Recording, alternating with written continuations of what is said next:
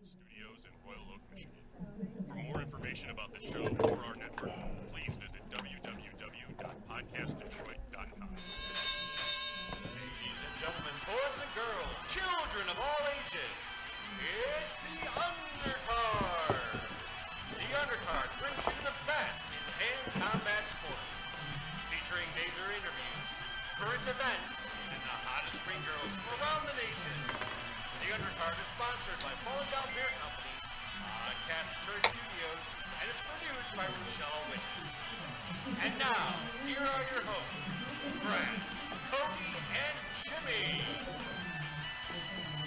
Welcome to the Undercard, everybody. If you join us for the first time, which I know there's a lot of people listening on the west side of the state to this interview, we are the Undercard. We are a podcast from the fight capital of the world, Detroit, Michigan.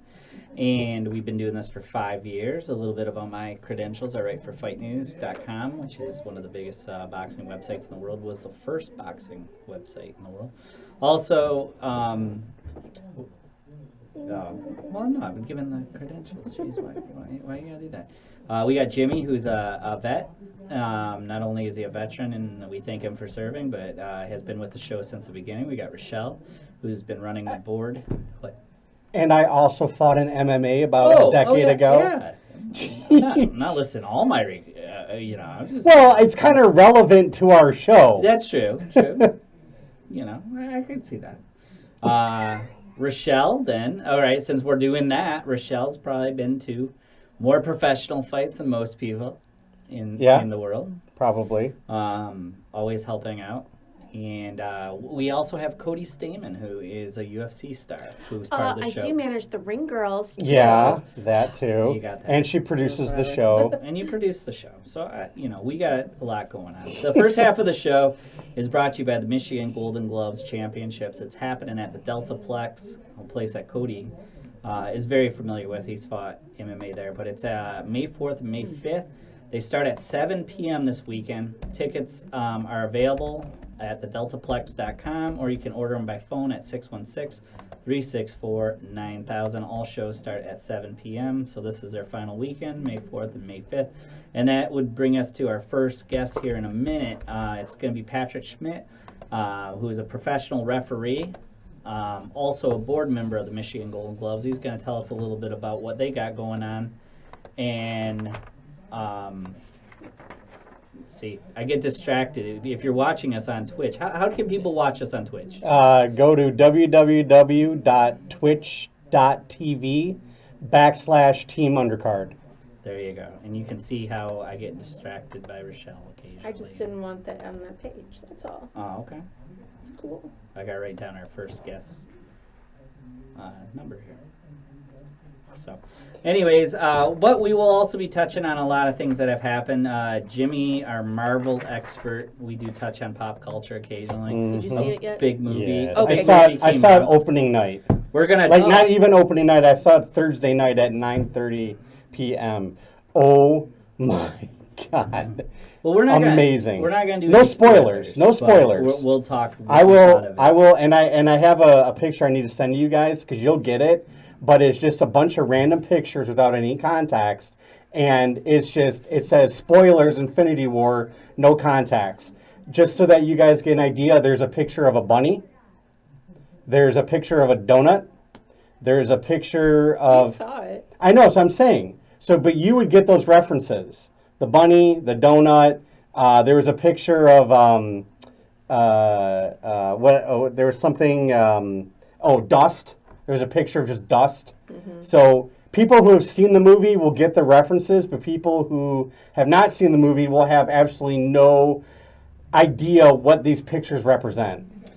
We're also going to talk, Dearborn Divine Child had Modesty. Stupid. Show. So we're going to talk stupid. a little bit about that. And but we're going to start off with our first guest, waste no time, and call Patrick here. And find out a little bit more about what's happening on the west side of the state with the Michigan Golden Gloves.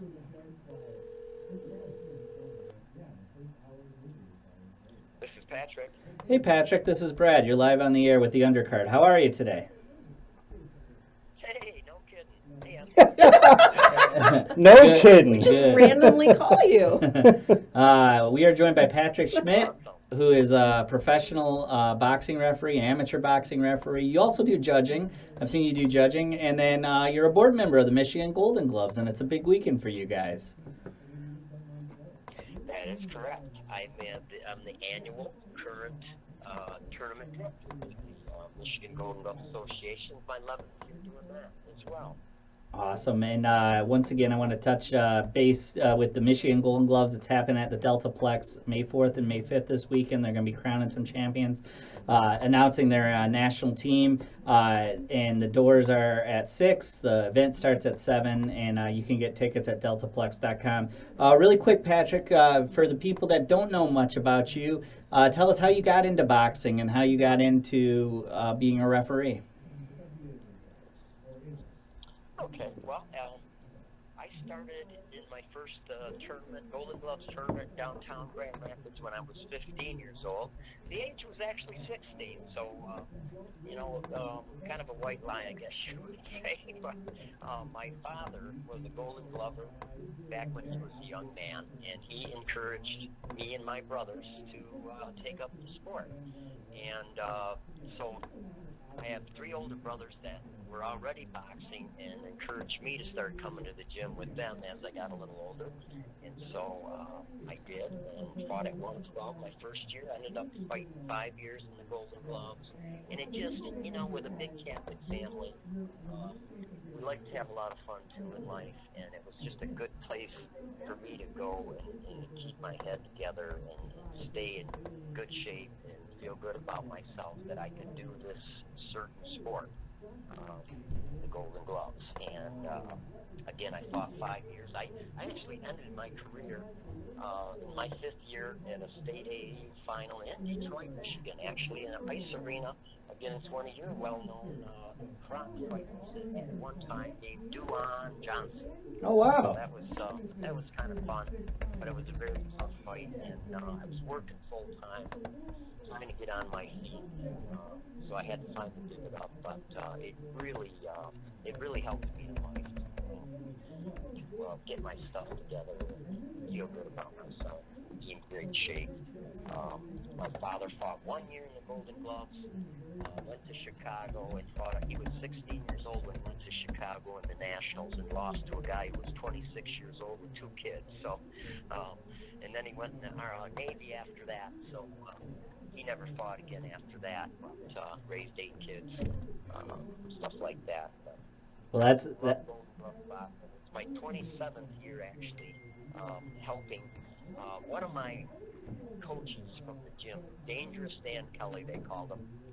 He got me into officiating on the night my dad's best friend retired from refereeing. It was his 25th year, and he retired that night. His name was Max Harnish, and even a lot of people in Detroit remember Max Harnish. He was a slender man that reffed a lot of pro fights as well, and the Mayweathers. He reffed all the Mayweathers at one time or another. And then he retired that night at the Golden Gloves tournament. I went up to the ringside and I asked Dan Kelly, I said, well, geez, that's too bad about Max retiring now. Who's going to take his place? And he looked at me and pointed his finger at me and he said, you are. And so I said, wow, really? You think I could do that? And so I got started with that from my own coach, Dan Kelly, teaching me. He actually helped Frank Garza quite a bit too at the beginning of Frank's career as an amateur official. And then Frank went on to, of course, do worldly things that he's still doing. So there's a lot of connections between boxing people and officials and coaches and trainers. And, we're all just one big connected family, whether we're in Detroit or... Now, obviously the Detroit Golden Gloves or the Metro Detroit Golden Gloves, our history includes Joe Louis, but you guys got Floyd Mayweather Jr. as part of your guys' legacy, one of the greatest boxers of all time, sure top 20, maybe the best defensive fighter of all time. Tell us a little bit more about your guys' history, because I sit on the Metro Detroit Golden Gloves board, so we'll often talk about our history. But talk a little bit about the history of the Michigan Golden Gloves. Yes, what a lot of people seem to forget sometimes is the fact that the Golden Gloves is one of the few amateur boxing entities that, at the end of all their state tournaments, part of their franchise responsibility is to send a full team of boxers to the national tournament, all expenses paid. And, you know, that gets to be pretty expensive at times. Like, let's say you're from Michigan and now you got to fly a whole team clear across the country to Utah. That gets real expensive. If you can drive to Indiana, of course, then you're going to have a lot less expenses that year. So we have to raise a lot of money throughout the year to do that. And this year in particular is very unique in that in the 87-year history, the females are now totally equal and are going to go to our tournament after they qualify in our state, whatever franchise they were in, and they are now also getting all expenses paid along with the men. So, you know, some states have to raise double the money, which can be challenging. And there was 2 franchises last year that couldn't even afford to send the men to the national tournament, and that's kind of sad, but it does happen. You got to keep that working these tournaments and raising a lot of money. And Andrew Stewart, I will say, since he took over the franchise over there, he's done a wonderful job. He's a great official and a great administrator, a great leader, and lucky to have him. We've had Mr. Dave Packer over here for almost 40 years, and he's also currently the National Golden Gloves president that he worked his way up to as well. So that's pretty unique. But, you know, Floyd Mayweather Jr., we sent him 3 times, all expenses paid, with a brand new uniform on him, hotel room, food throughout the week, 3 times. We sent his father once, and I asked Floyd Mayweather Sr. a couple months ago in our gym when he came to visit. I says to Floyd, I said, you know, when I first went to my first National Golden Gloves tournament as a referee on the team with the boxers, that was the first time I ever rode on a jet airplane. And he looked me back in the eye and got all excited. He says, you know what, Pat? He says, when I went to the National Golden Gloves as a young man, that was the first jet airplane ride I ever took, too. So, and it's pretty unique what the Golden Gloves and boxing can do for young men and young women. And we also sent, you know, Chris Bird, the Flint district, comes to our, you know, getting back to our tournament this weekend. It's the Saginaw, Flint, Bay City, St. John's sub-franchise area that determines their champion and runner-up.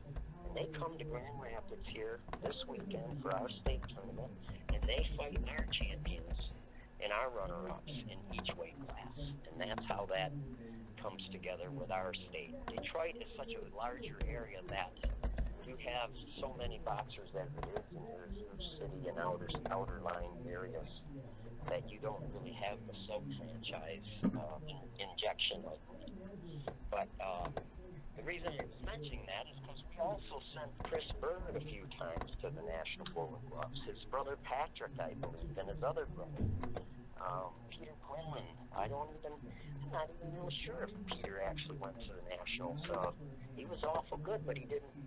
He just jumped into the pros a little quicker than some do. But Yep. Peter fought out of our franchise.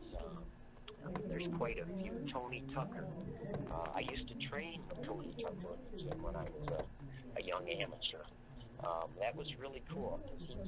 That guy had the best 1-2-3 punch I've ever seen. And let's face it, he gave Tony Tucker one heck of a fight that first time. A lot of people actually thought he beat Mike Tyson. Yeah. But, he's another one. Tony Tucker won the. I forgot that other tournament. It's a worldly tournament. He won that too. So. Yeah, you guys got. A few fighters from Michigan over the years. You guys got a great history too. We're all proud to be from Michigan, and you know, you've been a mentor to me. We bounce ideas off when I got on the board. The Metro Detroit Golden Gloves, as you said, Ansel came on about the same time. There's a few of us, and you know, we really respected how organized you guys were. And you were talking about the money to fund the team, and the most important thing is attendance too. People see the sponsors, and that's good.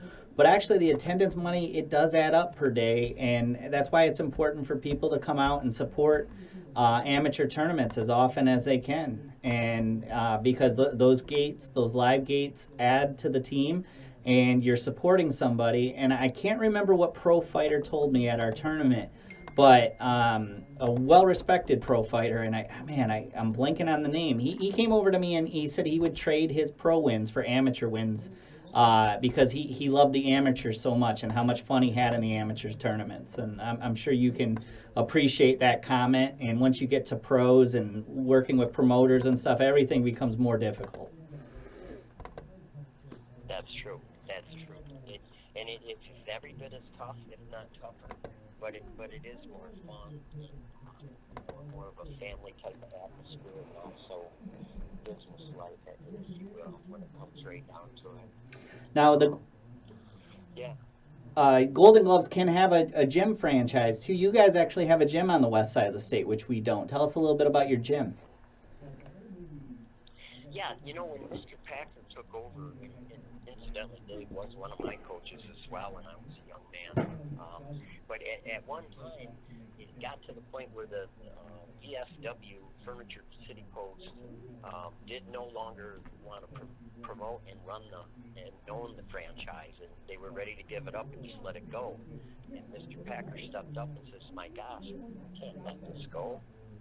It saves a lot of lives, keeping people in these gyms working out and so on." And Dave, so he took his crew of volunteers, and the Grand Rapids Press was a huge sponsor as well. And then they backed out along at the same time the American Legion said that they had to let it go as well. So Dave picked it up from them and ran with the franchise with a group of volunteers that had already been in place for quite a few years, because we've always helped out like our fathers and mothers had helped out ahead of us. So we had a good core of volunteers that stuck with Dave and are still with Dave all these years to keep this going over here. And, without all those volunteers, I tell you what, we couldn't keep it going. Yes, the ticket sales are very important. And we are a very good fight town, if you will, over here. We have great crowds that do support us, and we need to keep that going as now we have to fund any of the female open fighters as well, along with the males, in an ever-changing market that, let's face it, the MMA has taken away quite a bit of our marketplace. So we've got to fight and keep what we do have still in place. Now I wanted to touch base really quick before we let you go about, I think you're one of the best referees in the Midwest. I cover a lot of events. I absolutely enjoy talking to you ringside. But referees, first off, I have never asked, we've had Frank Garza on the show, but I've never asked this. Do you get nervous before fights? I mean, you're not technically part of the action, but you are in front of people. Is there still a little bit of stage fright for referees? I always was kind of curious about that because you are standing in front of people. Do you still get kind of butterflies? And then the next question I had is, referees can really determine a fight. Do you kind of go into there knowing that, hey, I'm going to be a little bit stricter? Do you kind of research some of the boxers and know that this guy likes to clinch a little bit more? Do you kind of have a game plan going into fights? Those were the two questions I wanted to leave you with. Yeah, well, first question there, yeah, you do get a little bit of the butterfly situation. But just like fighters, as soon as the bell rings and you start moving around, it goes right away. But, there's always that little bit of, and it's more of, I guess it's more of, what weird thing could happen here tonight, other than the normal tough boxing. And sometimes you have to be a little more firm with some boxers than others that don't want to listen at times. And you really hate to be that kind of a, bad guy, so to speak. But sometimes you have to be if that's what the job entails. And you got a guy from out of state that, he starts, as soon as you walk up to him and start giving him instructions, he starts in right away with a very defensive attitude that, he's in your state and you're out to get him and you're out to screw him or something like that. And you have to just nip that right in the bud. Let him know that you're fair, that you're going to follow the rules. And or the second part of the question. I'm sorry, that was more. Give me that second part again. I was saying that a referee is so involved in the fight, they can determine the fight. So do you do research a little bit ahead of time to know if a fighter clinches a little bit more? Do you have like a little game plan based off their background? Yeah, I really don't. I mean, and I've had a few big fights over the years where you know the fighters that are in them because they fought a long time. You know what kind of habits they may have had in the past. And you just kind of make a mental note in your head, well, yeah, that guy, I remember he was on TV a couple times and he did this and that. And that's kind of, you know, in your mind, so to speak. But you try not to have any preconceived notions about what you're going to try to go after or do to somebody. I like to go into it really not even knowing their bad habits or sometimes who I'm even repping that night until I'm there. You know, it's like, okay, you're taking the even, I'm taking the odd, let's go do it. And it's like, okay, it's this guy, that guy, you know, I mean, you just really, you know, you mentioned earlier there about how a referee may have something to do with an outcome at times, where in my career, that's one of my biggest things right there, like you're talking about. I don't want my work to have to be ever involved in determining that a guy might have won and maybe he shouldn't have won because I did this or that I shouldn't have done or what have you. I want it to always be the most fair I can ever be with boxers and never have an outcome due to something I did or didn't do right when it's always got to be the boxers that earn that win. You know? Exactly. I've got a couple ticket prices for you this weekend too, if I can just Absolutely. run by that real quick. We got $12 is all our general admission is for Friday night. $12 to get in. Saturday night it's $15 to get in. We have bleacher seating that go way up. So those seats in the bleachers for $12, $15 are all very good seats. I mean, you're ring level on some of those too, so they're awesome. Then you go to ringside, which Friday night ringside are $20, and Saturday night ringside are $25. So obviously amateur boxing for our group and our people that have been coming for 40. Some of our guests, I've got ringside seat buyers, which I sell a month ahead of time. 2 months ahead of time, actually, because I'll sell them for a month to our advanced ticket buyers, and then for a month they go back to the box office. But I've got 2 people in particular been 50 and 51 years buying these same seats from me. That's awesome. Michigan Golden Glove. And there's a lot of people that are 20, they're on their 20th year, 30th year, 40th year. It's amazing how the support we get for some of these ringside seat buyers. So with that in mind, too, we try to keep our prices down and affordable, and it is a family type atmosphere in our tournament. We did add some table seating, which may or may not be sold out. They have gone really well. I've got 10 tables on one side and 10 tables of sponsors on the other side. Those table seats on Friday night are $40, and the table seats on Saturday night are $50 a seat. And those, like I said, they could be gone because there's only 100 of them over there, but you just never know. People go online and find out. And that's at deltaplex.com, or they could go to our website, which is Michigan Golden Gloves Boxing, or MichiganGoldenGloves.com. If you just go to MichiganGoldenGloves.com, that'll take you right to the ticket buying area as well. Well, thank you so much, Patrick. We want to thank you for joining us. I'll be there Saturday night. It'll be the first time I've ever been to the Michigan Golden Gloves, and I'm excited about it. And thank you so much for giving us some time and insight.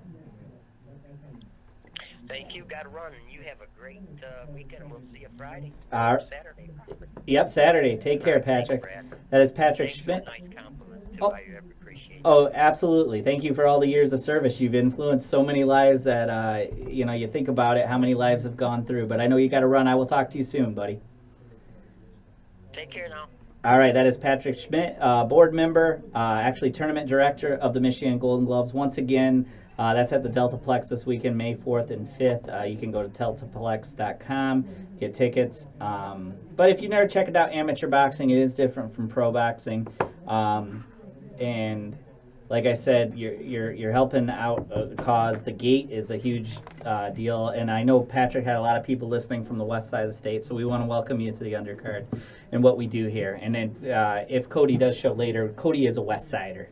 He could probably tell us absolutely. the ins and outs of Grand Rapids, where to go and where not to go. No, don't go there. Go there. Go there. Don't go there. But we want to thank Patrick Schmidt. But while we're waiting. I did want to say the first half, again, was sponsored by Michigan Golden Gloves. But big weekend in movie history. We do talk pop culture here every once in a while. And this was a decade in the making. Yeah, I mean, if you think about it, from Iron Man, which opened in 2008, it's now 2018. 10 years worth of Marvel movies leading up to this movie. Who would have thought John from Swingers? This first part, I know, this first part of a two-part actual movie. John from Swingers directed the first Iron. Your money, you don't even know exactly. You're so money, you don't even know. And then he started as the bodyguard in the second one, but I don't think he directed the second one. But I'm not sure. Avengers of Infinity War. Shatters all the records. Not only that, we're not spoiling anything. You know there's another movie coming. Right. You got to wait a year for the next chapter. But there's two movies, very important movies, that come out in the interim. Ant-Man and Wasp, and then Captain Marvel. Yeah, and I don't want to spoil something, but... No.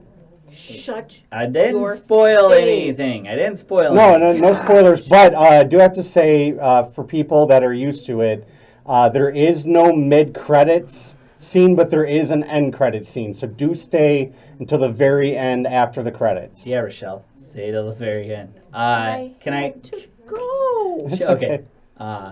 You're not spoiling anything. No. She left 5 minutes before the movie ended. Oh no! How was I supposed to know it was going to end right there? She had to go to the bathroom so bad. I was hurting. I thought she was emotional. Yeah. And she had to go to the bathroom. She had to go to the bathroom. And she missed the last. Oh no! I come back in and the credits are rolling. I'm like, oh, cool. So we could have made up any ending. Yeah. But no mid-credit scene. It's a lot of credits, so. But stick with it to the end.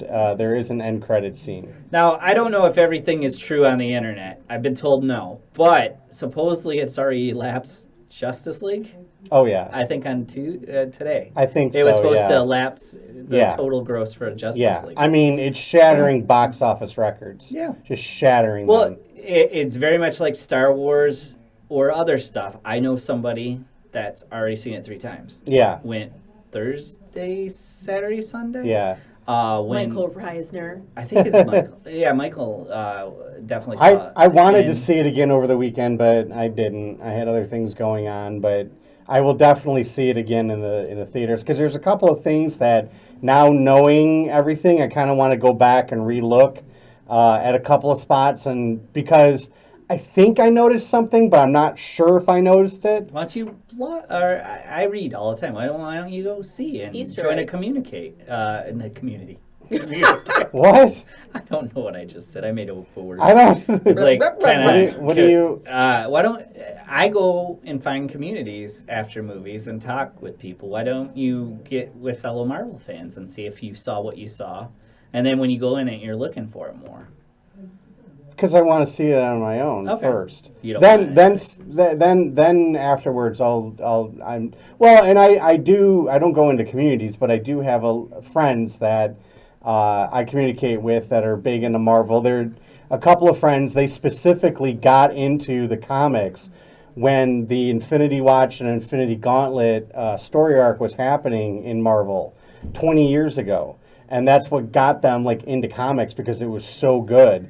And so I kind of wanted their take on this, but one of them hasn't seen it yet, and the other one hasn't processed it yet, is what he said. It So happens. yeah, You know, These yeah, it took us a good day to actually lately- talk about Yeah. it. Lately, I don't score movies like I used to. I actually let it sink in, and then I rate everything. So I rate movies too. And it took me like a year to or not a year, a day Is that to Cody? rate it. And so, anyways, Oh, no. these are non-spoilers. Wait, oh no, what? just what Cody said. Oh wait, hold on. Hold on. Oh. Yeah, Oh wow. Shit. yeah. Okay. So Cody will not be in tonight. No. So, anyways, Yeah. let's get back to what we were talking about. These are non-spoilers. Okay. First, I like Captain America with a beard. Yep. Rochelle doesn't like him with a beard. I I think he looks amazing. Well, and you know what? It is a spoiler, but it's a non-spoiler. But spoiler. technically, oh yeah, it's not a it's a non-spoiler because it's in the it's in the previews. trailers. Right. But technically, he's not Captain America. He's Nomad, which is what. I mean, they never called him that in the movie. But if you read the comics, when Captain America stops being Captain America, he became Nomad. The muted suit, the beard, all that kinds of like that. He took on the moniker of Nomad. And so he was, and the reason he called himself Nomad is because he owed no allegiance to any country. He was a nomad. So, but I mean, they still call him Cap, and they still, But yeah, I love him with the beard for one reason and one reason only. I can now cosplay Captain America. There you Oh, I go. saw that coming. Yeah. Another spoiler. Chris Pratt's gone back to fat Chris Pratt. I know he looked like Community Chris And they Pratt, I made- like fat Chris Pratt. but he looked Right. like fat Chris But Pratt. I love the fact, and this is not a spoiler right. per se. They're spoiler, non-spoiler. They're spoiler, non-spoiler, but they do make fun of it in the movie. Exactly. And I love that they brought that attention to that. But you know what? Honestly, Boy found some carbs. you know what? Honestly, I did not notice that much. I did. I really didn't. I really didn't notice the that face. much. Going through a divorce. Yeah, it's in the and face. that's all right. Yeah. He's allowed.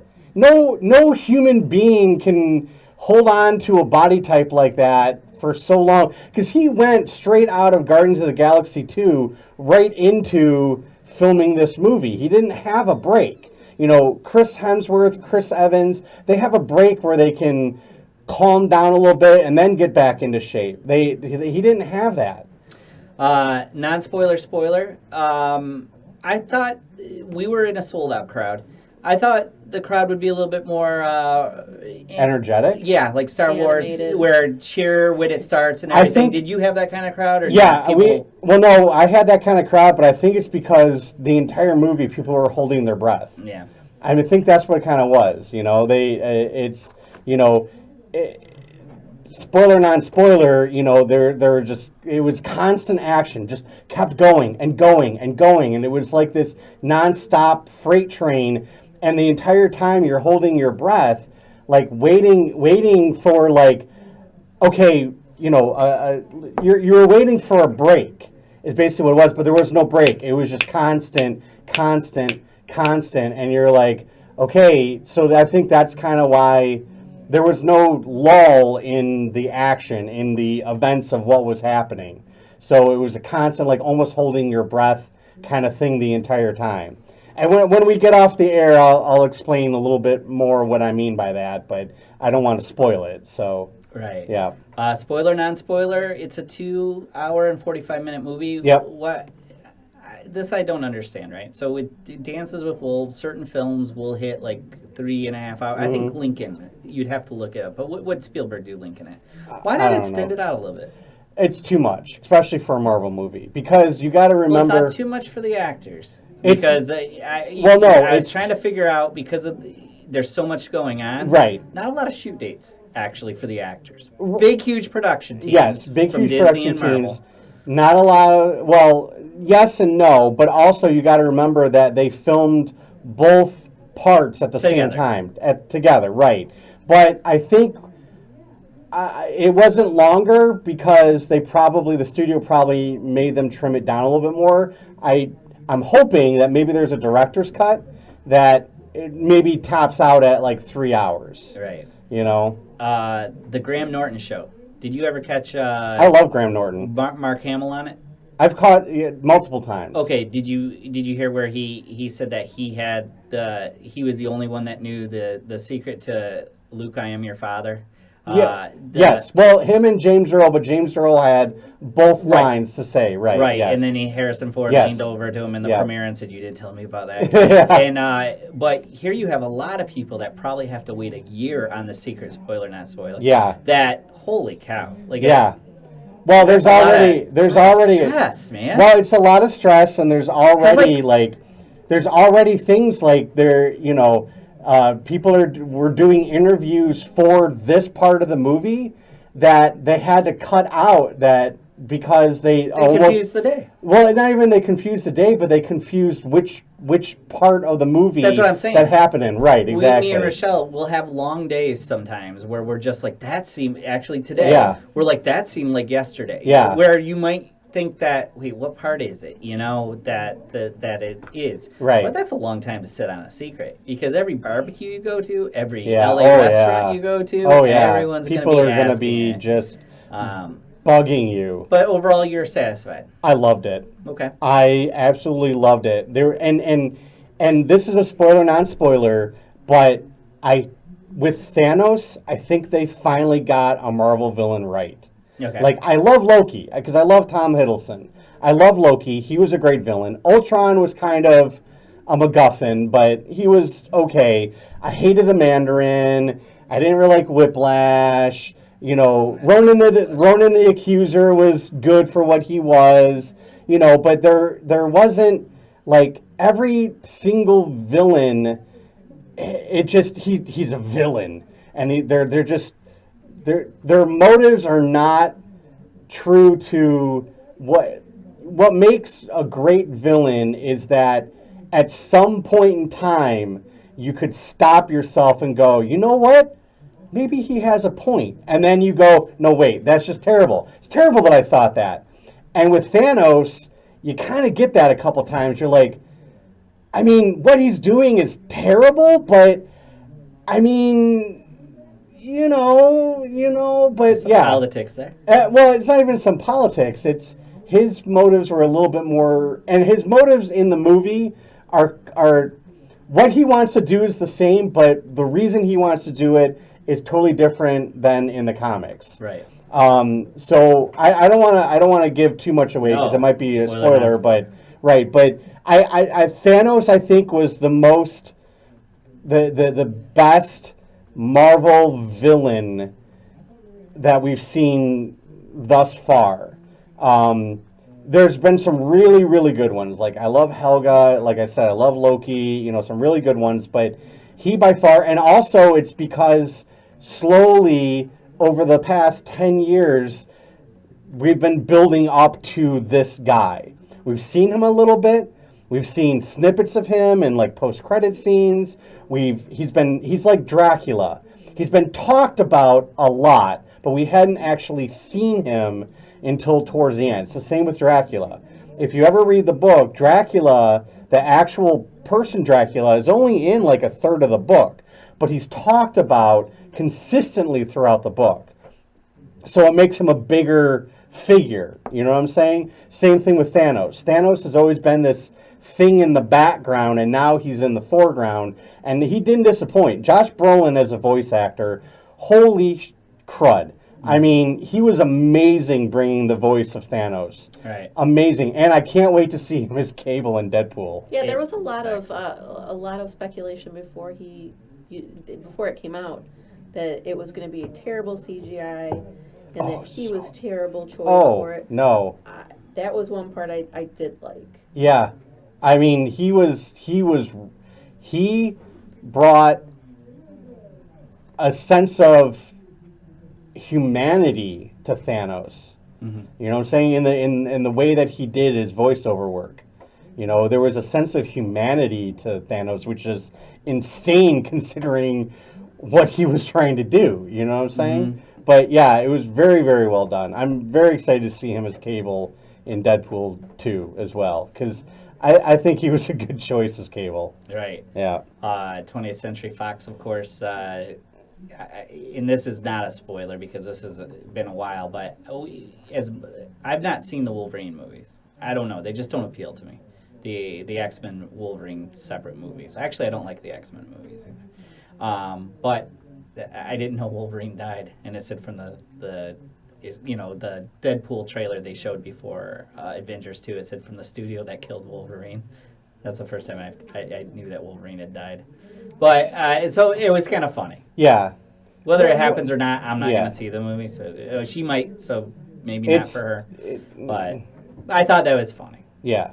You know? I mean, it is funny. But Well, and that's movies are so bad. well, and not only that, but Ryan Reynolds has, and Deadpool itself has constantly poked fun at Hugh Jackman Excellent. and Wolverine and all that kind of stuff like that. In the very first Deadpool movie, he's like, I know what you're asking yourself. Whose balls did I have to fondle to get my own movie? I'll give you a hint. It rhymes with Pulverine. Yep. I mean, that should be, and the reason they do that is because the terrible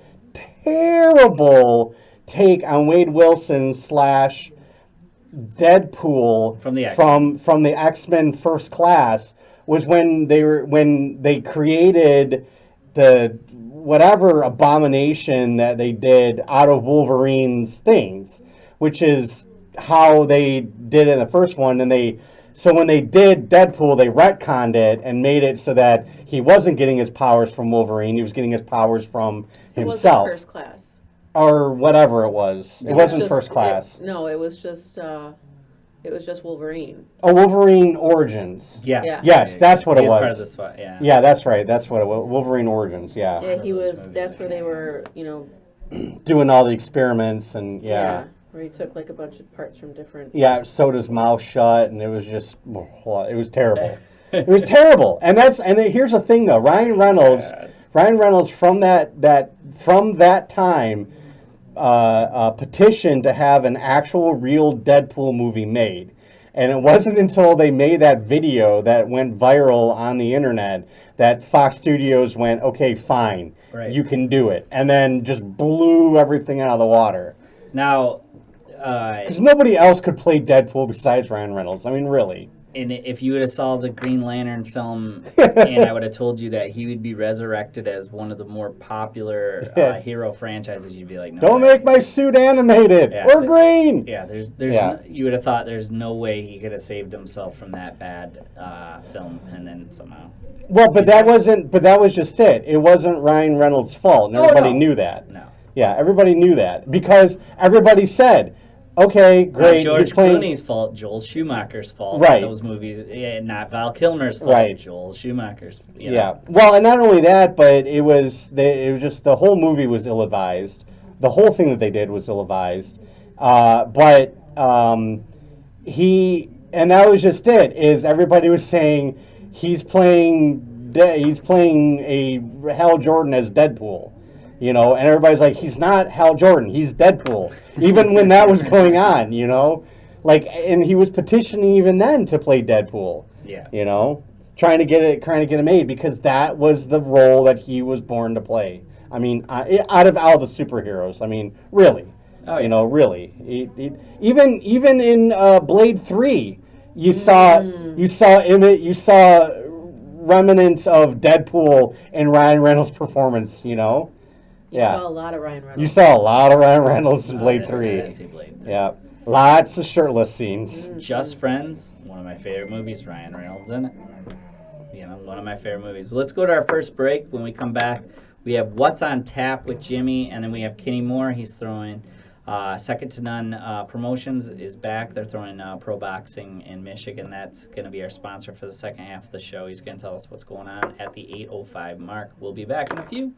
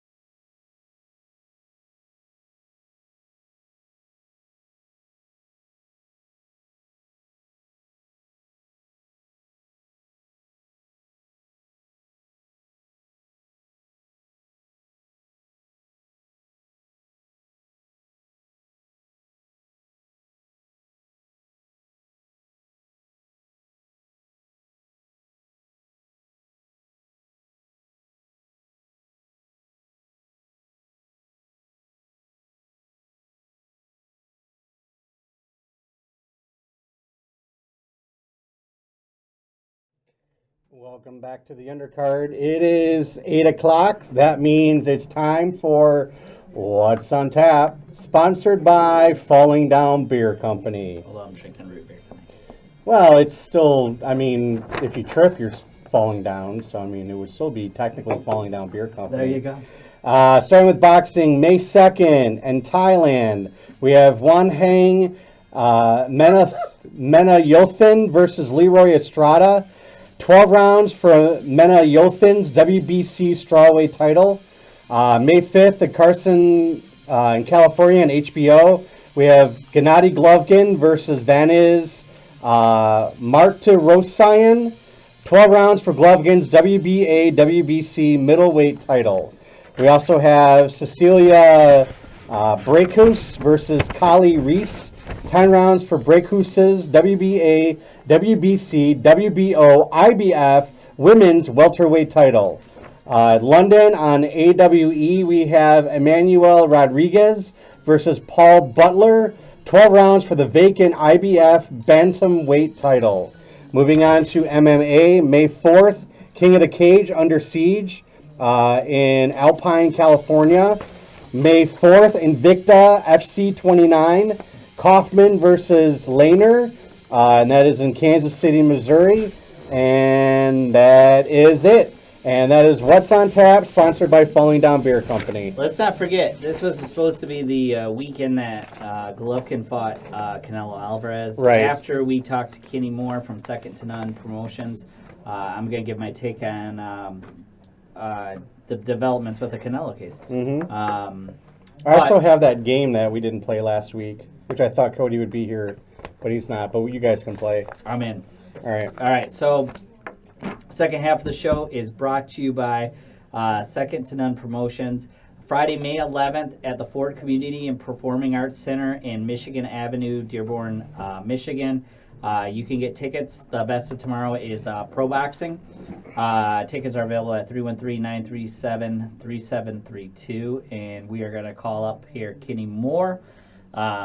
He is part of Second to None Promotions, and hear about this fight card.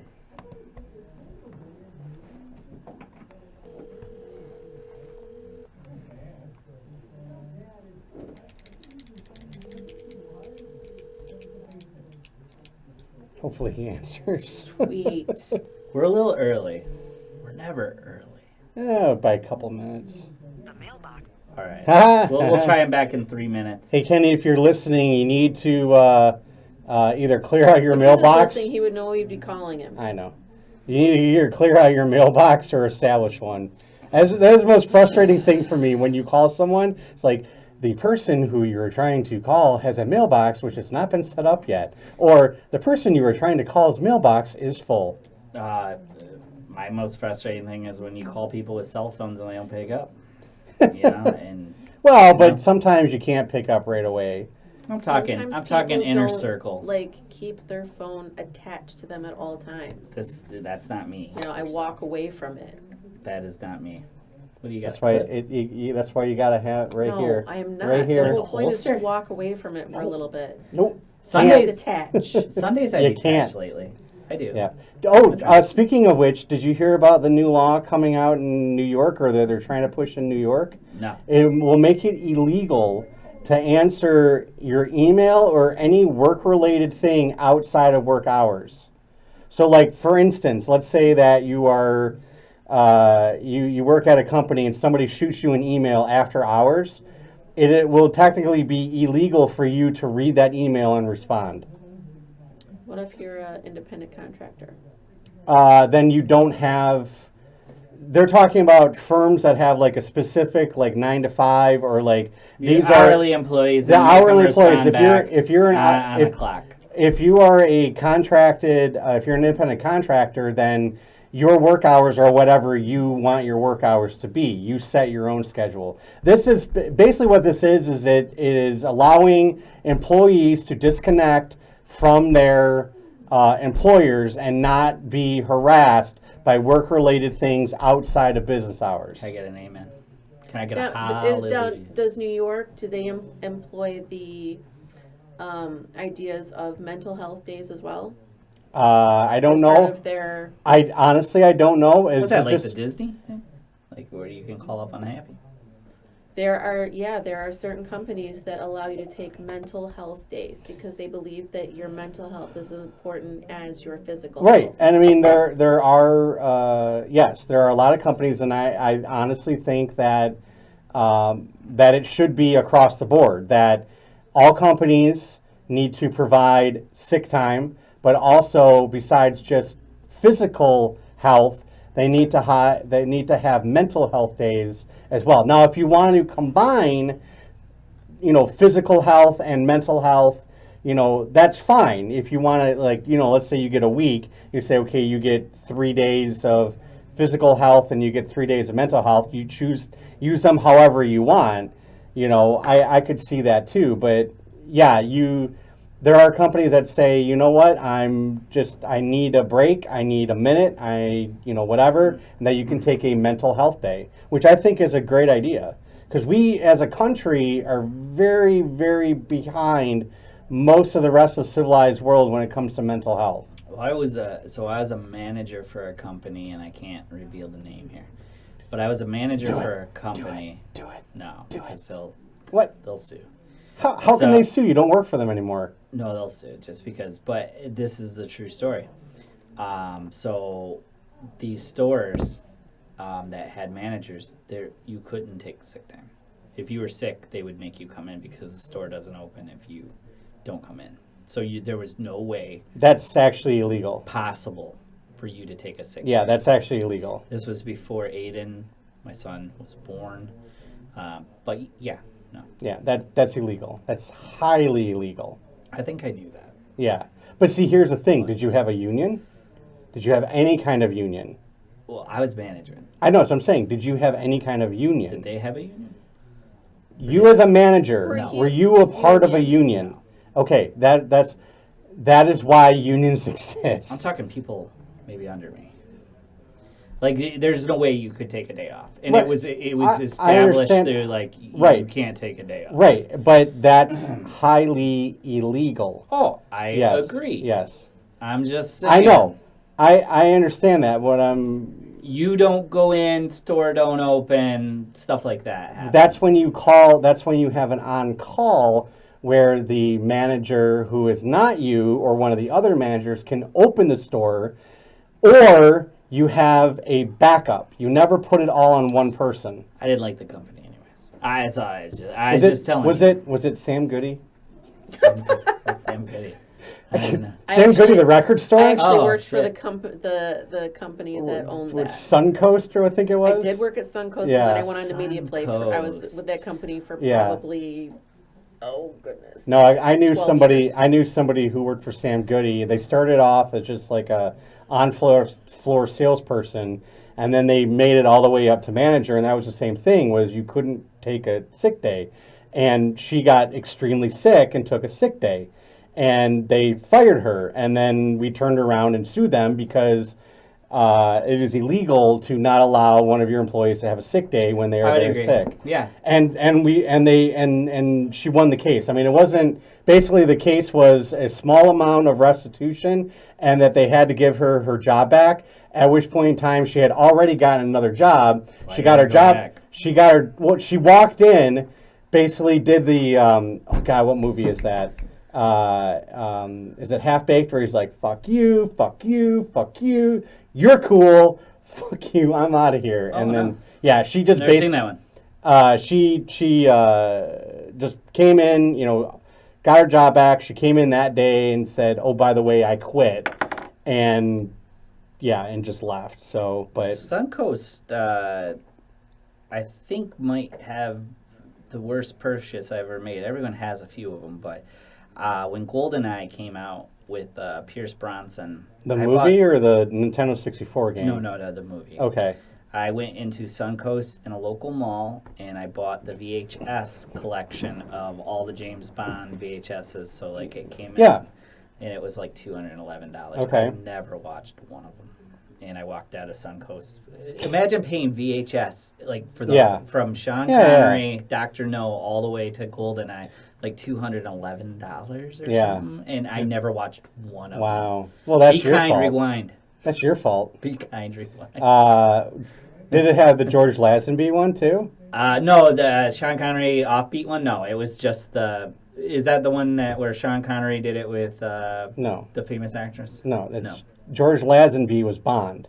Oh no, that one was in there. Yeah, that's what I'm saying. Everyone. Everyone. There was one where Sean Connery did in the early '80s that he was James Bond, but it is not tied to the people. Okay. You'd have to look it up. There's He a came back. one-off. Yeah, there's a couple of one-offs. I think Jane Fonda or someone really famous is in it. With Yeah.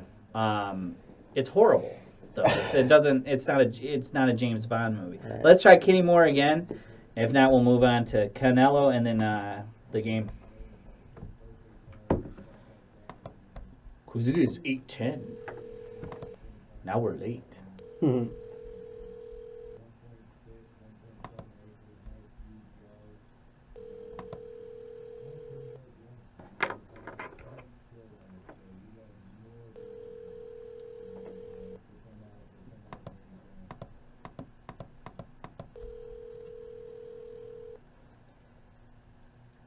The mailbox belonging All right. to 313. Yeah. All right, so let's move on to Canelo Alvarez here, really. So, if you'll go back and listen to old undercards, you'll notice that I was not... Which you can by going to SoundCloud, Podcast Detroit Studios, or Podcast Detroit, and then look for the undercard. Awesome. So, you'll notice that I was very neutral on the Canelo Alvarez thing. Very disappointed by the news that he might have taken steroids or as... I think the first time we didn't believe it, or there was a false thing. Right. So the whole thing was that Rochelle looks so sad. the whole thing No, I'm was just tired. Oh. the whole thing was that he had a defense that he ate beef and That was tainted, right. Correct. So Dan Raphael broke the news that Canelo Alvarez submitted hair follicle testing at the request of the Nevada State Athletic Commission, and the test came back negative for the banned performance-enhancing drug Salbutamol. I can't pronounce shit. Some drug. Yeah, leading some credence to Alvarez's insistence that his two positive drug tests for the substance in February, which caused his rematch with the unified middleweight world champion Gennady Golovkin to be canceled, were caused by eating contaminated beef. The Nevada Commission collected hair samples from Alvarez on March 29th, and they were tested at the Sports Medicine Research and Testing Lab, accredited lab in Salt Lake City, Utah. The results documented, which were provided to ESPN, was returned on April 20th with a single note in the section reserved for analyst details. Hair sample tested for the thing he tested positive for salbutamol was not detected. The negative hair follicle test is notable because while salbutamol is detectable in urine for less than a week after it's ingested, the drug can be detected in hair for several months. This would appear to lend credibility to Alvarez's assertion that he was positive for trace amounts of it in random urine tests conducted by the Voluntary Anti-Doping Association in his hometown of Mexico on February 17th and February 20th because he consumed a small amount that was present in the meat he ate as opposed to taking larger doses of the substance as part of the doping program. They would be more likely to remain in his hair follicles for months after he stopped talking about it. So basically, the hair follicle comes back and there's no traces of what caused this multi-million-dollar fight not to happen. Now, Let's look at the positives. Canelo Alvarez had knee surgery. His knee wasn't going to be apparently 100%. And we're getting this fight September 15th. They've not announced it yet, but everybody in boxing knows this fight's happening September 15th. So we will allegedly. Good oddity. No. I'm unless saying something wild happens to Golovkin this weekend. What I'm saying is, unless something happens before the fight, like something happened before the fight this time. That's what I'm saying. So it's not a guarantee. It's happening. It's barring anything else happening again. So I have a brief statement on it and get Jimmy and Rochelle's opinion on it. If you can test for something, but then a hair follicle test, which shows over months a history of abusing or something, why isn't just everything hair follicle? Because now I have to go back through everybody's credibility. Okay, but like those organizations don't have money. No, I mean, UFC have money, so No, now that would be exactly my thought. Would be cost. It's not cost effective. It's cost effective to do if you're doing a deeper search, but as a right off the bat thing, because there's so much that you can catch on a urine test that you don't need a hair test for, and a hair test costs so much more money than a urine test. Right. So with the amount of fighters and the amount of people that they need to test, I mean, a urine test is going to catch a good chunk of it. But if you need to dig deeper, then yeah, you're going to want to do a cheek swab or a hair swab. How about a urine test you positive, then you automatically have to pay for the hair follicle test? Because I think it also takes too long to do the hair follicle test. The urine test, I believe you can get results within like 48 hours or something like that. It's happened in the past where a no decision comes back. Right. What I'm saying is I think, and I could be wrong, but I think the urine test takes like 24 to 48 hours, but a hair test takes like a week. So that's probably why they don't do that, because it's going to be too late anyways. Or Rochelle, what were you going to say about? See, my thought would be, okay, this is one of the big fights. Like for the main events, I would do it. Okay. Yeah. Because now I don't know about John Jones. I mean, it just throws everything out of there. I really don't. I mean, as I said before, I'd like to think, I think I said it for weeks, I'd like to think that Canelo didn't cheat, and I kept saying I didn't know. I mean, right. Who knows? And then here it comes back. First off, now Golovkin looks like an idiot, because Golovkin went out on the offensive after this about, he's cheater, this, that.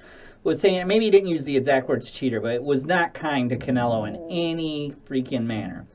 And Canelo, people, just like any retraction in a newspaper or news article, the casual boxing fan, this is going to hang over his head forever, even though apparently it did come from beef, which in Mexico, one of my boxing friends said that they purposely inject them with steroids so they become bigger, the cattle. Yeah. Like, I mean, it's very common. Yeah. Well, it's common. I mean, probably not as much as in McDonald's Mexico, but chickens and stuff like that. You know, like pink slime. Well, right, but like you've heard in the past of maybe animals genetically modifying animals so they produce more meat, more eggs, more whatever. Allegedly, yeah. But for sure in Mexico, not allegedly. Well, but I mean, it's not a uncommon practice, especially if you're a farmer who's trying to get the most out of the amount of cattle he has, and it's been a lean year, and they haven't been able to beef up enough, so he knows that if he takes them to market, that he's not going to get his money's worth, so he beefs them up with steroids and makes them hardier so that he can get more money for them. Now, so you're in this interesting, really gray area here, and this is why it's gray. So I've known people that have tested positive for marijuana in fighting, and allegedly they have said that I've been around people that have smoked it, but I haven't smoked it, and you kind of believe that maybe they got it secondhand. But the whole adage is you're responsible for all your surroundings. So the Canelo suspension is probably still a good suspension, because you got to be in control of the situation, know about the beef stuff, and then you test it. But it does lead credence to what he said, or it changes the way you look at him, as he wasn't purposely ingesting this stuff to get a competitive edge. He ate it. So the hair follicle test comes back, and absolutely, thank God, because Canelo Alvarez is a huge guy. But I didn't see Under Armour have his stuff around anymore. Like, this cost Canelo a lot of effing money. Yeah. It's going to be interesting to see what lawsuits or what may happen. But September 15th, this fight for sure is going to happen, unless something crazy happens with Golovkin.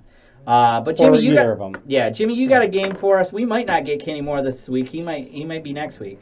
But Yeah. Jimmy, tell us this game. So it's just, so in honor of Infinity War, which we have a ton of superheroes who all make appearances in Infinity War.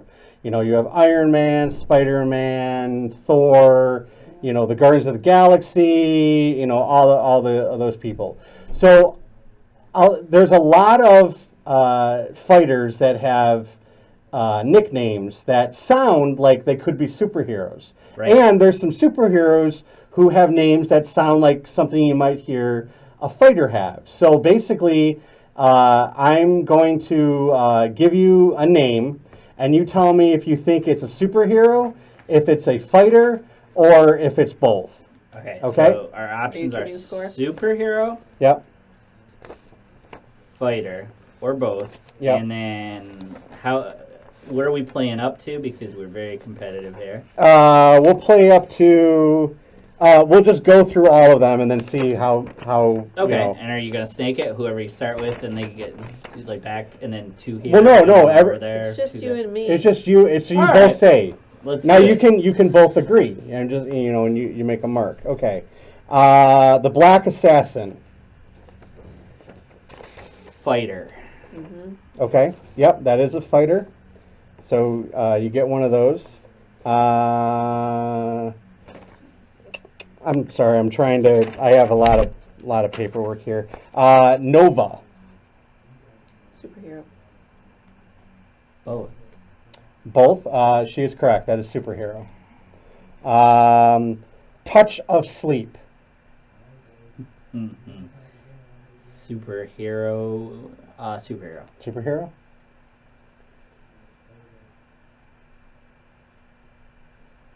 Fighter. Fighter. You are correct. It is a fighter. Oh, good God. Davero, Touch of Sleep Williamson. Booster Gold. No fighter. Fighter. No, that is actually a superhero. Oh. He is one of the Justice League. Oh my. Yep. Pays his dues. He just doesn't yeah. get time and issues. The Beast. That's both. Both. You're correct. That is both.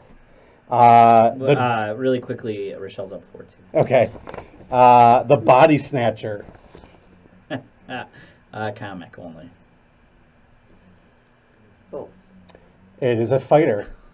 Oh, none of us win. Yeah, it is a fighter. Mike the Body Snatcher McCollum. Yeah. The Spectre. That is a superhero. Superhero. Yep, that is correct. That is a superhero. All right, Rochelle, 5-3. Bone Crusher. That is a fighter Both. only. Fighter only. I could not find the Bone Crusher on the comic books. James Bone Crusher Smith. Let's go with Legionaris. I'm going to say that's a superhero Superhero. only. No, actually, that's an MMA fighter. Alessio Legionaris Sakara.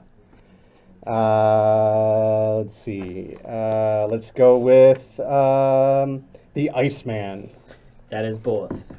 That is both. That is both. That is Alright. correct. Chuck the Iceman Liddell and the Iceman, one of the X-Men. He was Syntax. also in Top Gun. Syntax, Yes. just a superhero. Yeah.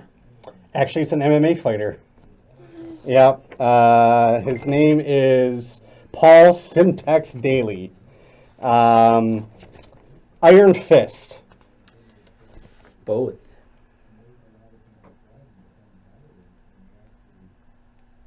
No, just a fighter. Actually, it is a superhero. Is a Marvel superhero, part of the Defenders. So yeah, I could not find Iron Fist with the fighter, so Okay. we're just gonna say superhero. This is an easy one. Punisher. Both. Both. Oh nope, actually just superhero? just a superhero. See, Jinx doesn't say it was Anti-hero. just easy. Anti-hero, actually. Yep. Let's go with Shogun. Fighter. Superhero. It is a fighter. It's what is the name? Mercurio Shogun Rua. Are And you ahead?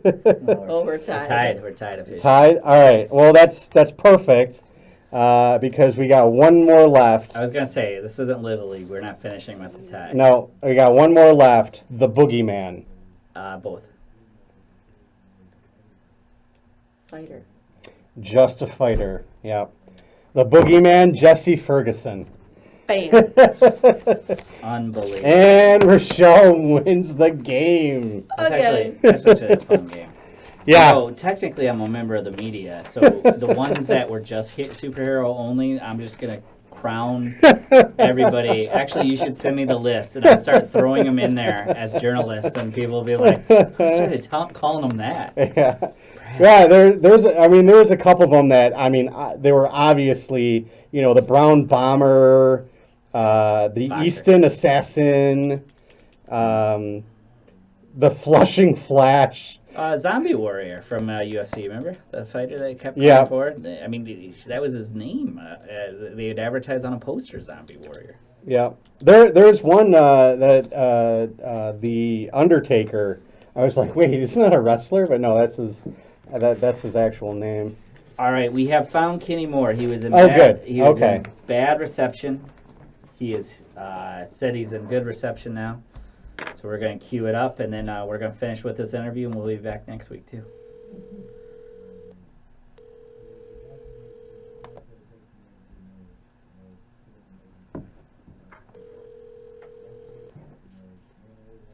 Hey, Kenny, this is Brad. You're live on the air with the Undercard. How are you today? I feel pretty good. What's happening? Not too much. Second to None Promotions is throwing the best of tomorrow for Friday, May 11th, 2018. Doors open 7 p.m., first bout at 8 p.m. This is happening at the Ford Community and Performing Arts Center in Dearborn, Michigan. Tickets are available by calling 313-937-3732 or 248-567-2577. Welcome back to the show, Kenny. Since we last seen you, things have been going well for Second to None. Tell us about your attendance and your growth. I mean, it's been doing really well. I mean, as far as like doing 4 shows in one calendar year, I feel real good about that. These tickets right here for this May 11th show is literally flying. I met with 3 fighters today. They doubled up on the tickets that I already gave them. So I don't know how many seats will be available. So anybody that's looking forward to coming to the show needs to gear ASAP. Now, this is a new venue for you, which holds about like 895, I think you said, or something. But you're expecting close to a sellout, if not a sellout, and you're encouraging fans. But this is, you guys are headed in the right direction. Your crowds are getting bigger. The fight cards are getting longer. Tell us some of the keys to the success. You know what? Honestly, being fair with the fighters. Trying to work with guys that I noticed weren't getting opportunities because they weren't signed to companies. So, I just wanted to do everything different. Like I told you from, back in March of last year, this is my passion. I really feel strong about, what I'm doing and what I'm doing. You know what I mean? So my whole thing was to kind of sort of shine with everybody. I want to grow, and I want to watch, the local guys in Detroit, getting that prime time spot.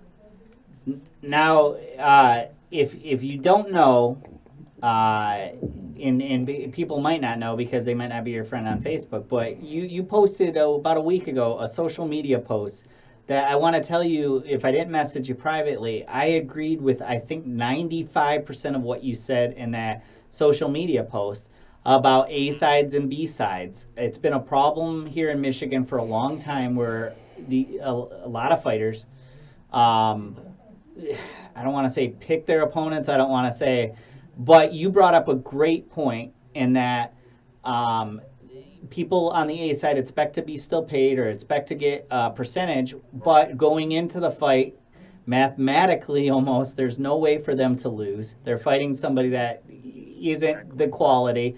You went on this great rant that I just have to tell you was absolutely great. I totally believe it. I get to see both sides. I see the fighter side, and obviously I see the production side of the promoters. But you brought up all great points. Touched on some highlights for people that didn't get to see the social media posts. As a promoter, some problems you might have with some fighters that don't want to fight anybody quality.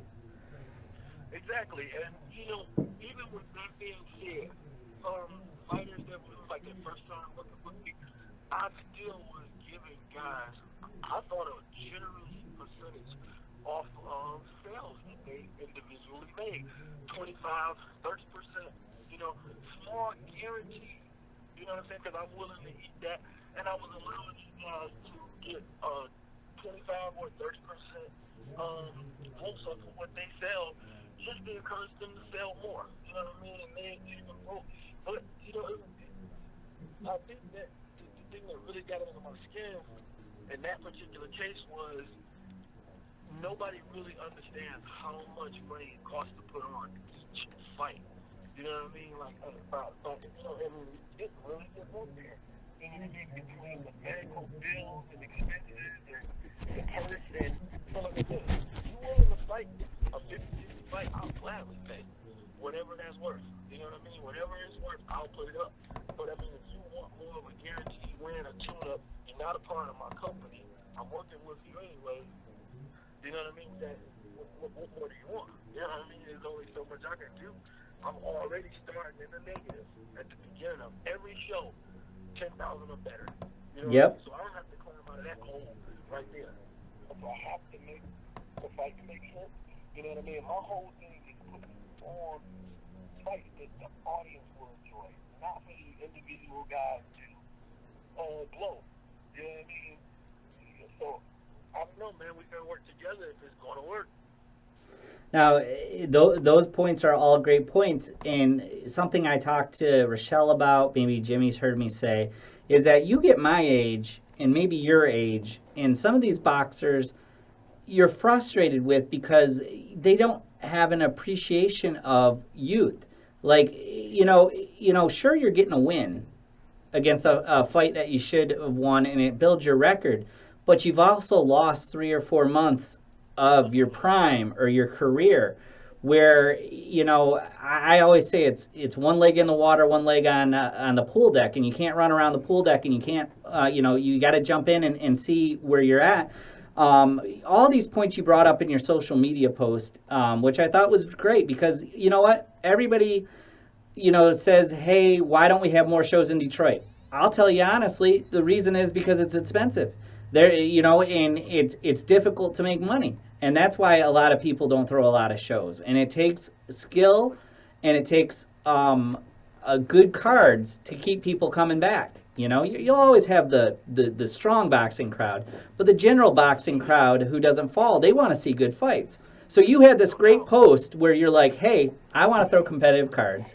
And I want it to be as closely matched as possible, which we see down in Ohio, Kenny. I mean, you've been down there too, and I know you work with Vic Green. Their commission doesn't allow a lot of fights that we have here at Mission. So I just wanted to give you 100% kudos for this little post.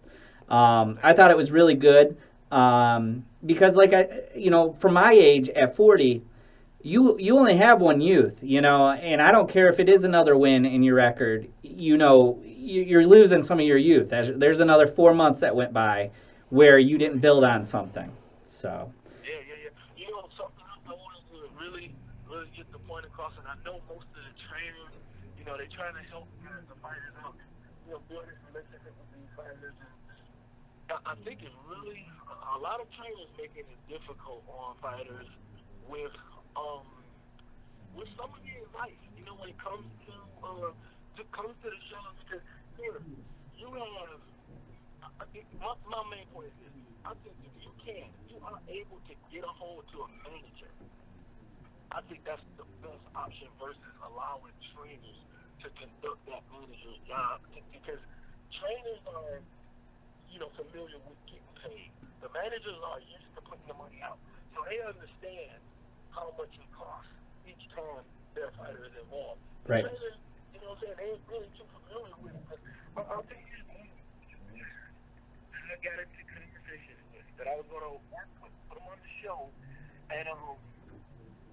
back, told their trainers what my offer was, and came back to me with, well, how much am I getting paid? You know what I'm saying? And Yeah. I'm like, okay, listen, I have no problem with paying you. I put on that I personally match myself. And between my 3 cards, I've had, I believe, 3 different fights where they were undefeated guys versus undefeated guys. One, I'll bring up Angelo Snow, who was 6-0, 5 knockouts. He fought Vernon Brown. I matched that myself. Yep. You know, one from Ohio, one from Chicago. You know, those guys got paid well to put their all on the line. You know what I mean? Yep. I don't mind that. You know what I mean? This is so the same thing for the Detroit guys. If you want to fight somebody stiff, if you want to fight somebody up your level, I'm okay with paying you. If you calling me, telling me I want somebody, you know, I want a corpse, I can't pay for that. My audience want to enjoy it. I want to enjoy it. And I'm going to feel really sick at the end of the day when I paid both sides for a fight that wasn't worth, you know what I'm saying, lit. Yep. You can't do it. You know what I mean? Like, I should be being paid for putting you on the card if you're not a part of my company. It's really that simple. And I waive that fee with a lot of people, but that's about to change. You know what I mean? Like, just due to a couple people. You know, I'm going to still keep a solid relationship with the guys that keep a solid, you know, keep it real with me. But other than that, I mean, you know, I'll have to make some adjustments. Nobody appreciates what's really happening. Now we're joined by Kenny Moore from Second to None Promotions. Next Friday, May 11th, pro boxing is back. Doors open at 7, first bout 8 p.m. at Ford Community and Performing Arts Center. Tell us a little bit about this card. Who can we see on it? A lot of good talent on this card. Tell us about it. Well, as of right now, I have 12 bouts matched, approved, solid. You know, Amir Khan, he's fighting Devontae Jennings. Curtis Head is doing a rematch with Robert Sim, which those guys debuted with each other. I believe both of them made their debuts together. Robert Sim beat that. He won that first fight. Curtis Head, he's gotten a lot better since. I think that fight was really competitive. You know, really, you know, I'm looking forward to that. You know, heavyweight bout. Those guys are evenly matched. What else we got? Leon Lawson. He's like a really tough guy. Tucker Williams from Pennsylvania area. You know, he got a solid fight. Jalen Stevenson. Who else we have? Christian White. He's making his debut against a 2-1 Donnie Reeves from St. Louis. You know what I mean? So these guys are in. Nice. They are in deep. You know, Jafar Mohammed, he's making his return. Yep, going for his 3rd or 4th win, I think. He's early in his career, but a good fighter, Southpaw Prince. Yeah, I got him a really, really, really solid fighter. This guy, he fought James Gordon Smith.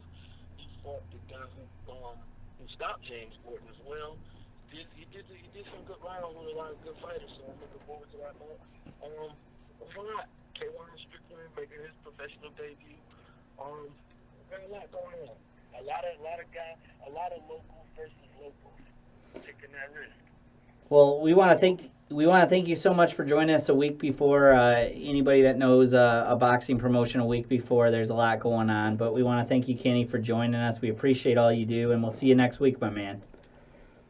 Thank you. All right, that is Kenny Moore from Second to None Promotions. Once again, it's the Best of Tomorrow 4 happening Friday, May 11th, 2018. Tickets are available at 313-937-3732. As he said, tickets are near sold out, so great venue. One of my favorites. First off, free parking. I should say that because there's not places with free parking anymore, and it's just down the street from Fairlane Mall. Yes, it is. Yeah, you've performed there. Rochelle's performed there. I've seen her perform there. I was the original lighting designer and master electrician for the theater department there. Oh, okay. So the main theater, the studio theater, and then where they do all the boxing events and what used to be the dome room, but now it's just an event center. Mm-hmm. Like all that lighting stuff, that was me. Like so all that, yeah. I ran all 3 of those things like with a very small crew, and I There was 1 week or 2 weeks where I slept in the booth, writing cues about 2 hours every night for a good 2 weeks straight. So you're very familiar with I that am place. intimately familiar with that You know place. the backcourt. I know how to get into every nook and cranny of that place. I know all the secret places. I know, actually, if I dig out a bunch of my keys, like old keys, I think I still have keys, like a master key to most of the doors in that place. Nice. If Yeah. I ever get something next Friday, I'm going to be like, Jimmy, you grab your keys. I got to go in there and get my briefcase. I got to write a story. Rochelle was in choir back in college, and she actually performed there. I saw her perform there about 4 years ago. So we're going to wrap it up. We'll be back next week. Next week, we're going to be discussing the Michigan Golden Gloves, break down what happened this weekend with Golovkin. So we'll see everybody next week. Have a good one, folks.